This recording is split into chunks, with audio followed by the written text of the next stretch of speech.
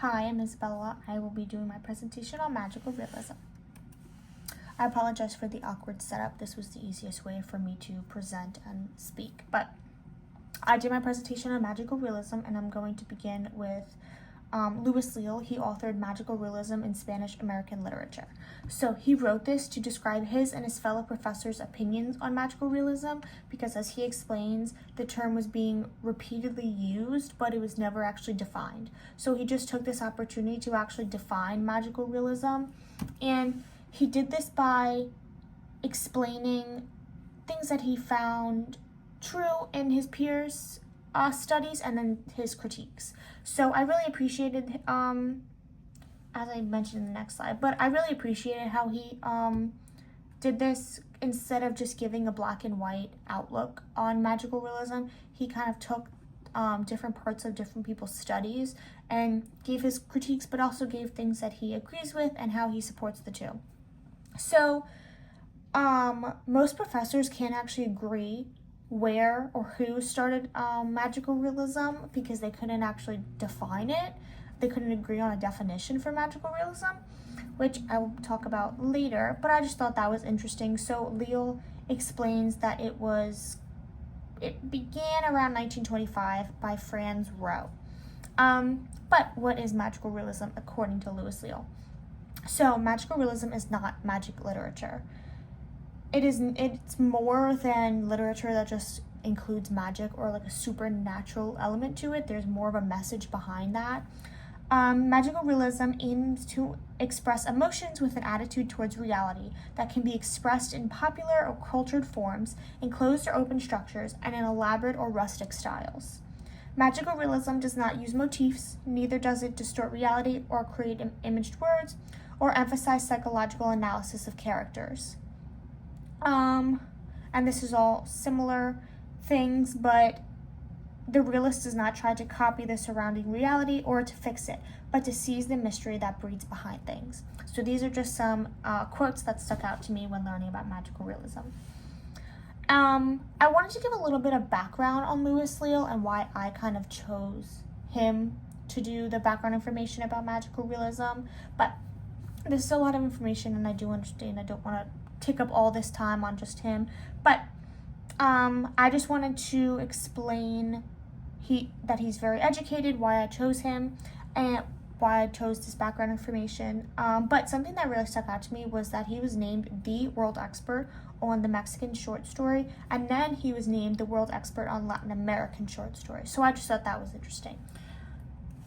And then, what is magical realism? Not according to Louis Leal, but just what is it? What is actually the definition of it? So it forces the reader to look beyond the realistic ideas on the story and accept the dual ontological structure of the text, in which the natural and the supernatural, the explainable and the unexplainable coexist side by side.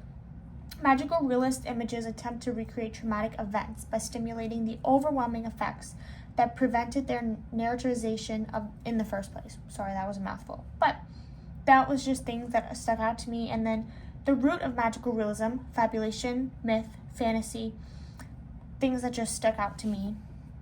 But I just wanted to go back. Like I mentioned, Louis Leal being kind of named the world expert on Mexican and Latin American short stories, and his definition of what magical realism is, I kind of wanted to circle back to that and explain the racism behind magical realism. So, magical realism was originally coined by Latin writers and storytellers, but American literature has taken this form of literature and put their own spin on it, known as American realism.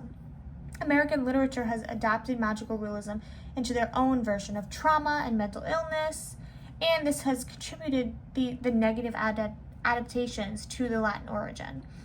So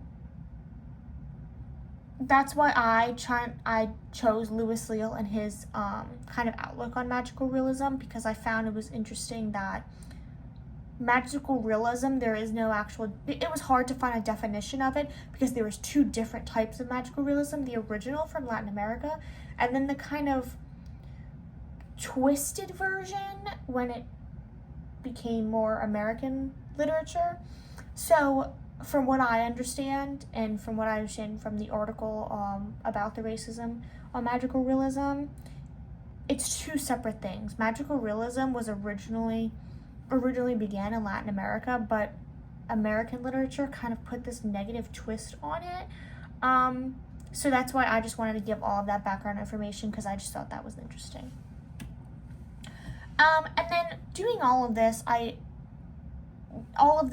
kind of background, I thought it was interesting because it all kind of reminded me about the story Beloved that we recently read. It kind of was like a full circle moment that it all led back to Beloved. So I wanted to kind of explain the message behind Beloved and how that was magical realism and what I found interesting. So in Beloved, there is a spirit beloved, but the main plot of the story is not the supernatural element, it is the message behind the supernatural element. So these elements are used to explain a larger idea. In this story, the plot is African Americans on their experience to escape slavery, both physically and emotionally. And as we discussed in class, Setha, I used her as an example. She escaped to protect herself. She escaped slavery to protect herself physically, but she's still being haunted by her past, literally. She's being haunted physically and emotionally. So the book kind of uses these supernatural, like magical elements to show her literally being like drained, like her just being the toll that it has on her. And then at the end, it kind of shows her doing better.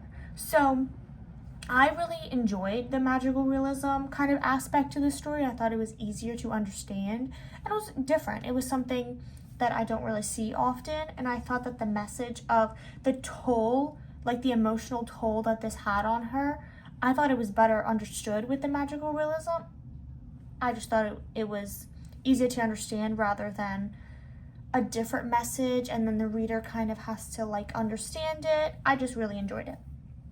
And then I wrote that Toni Morrison chooses to use magical realism to really drive the message within the story of the characters overcoming their past, and why I found it really interesting. But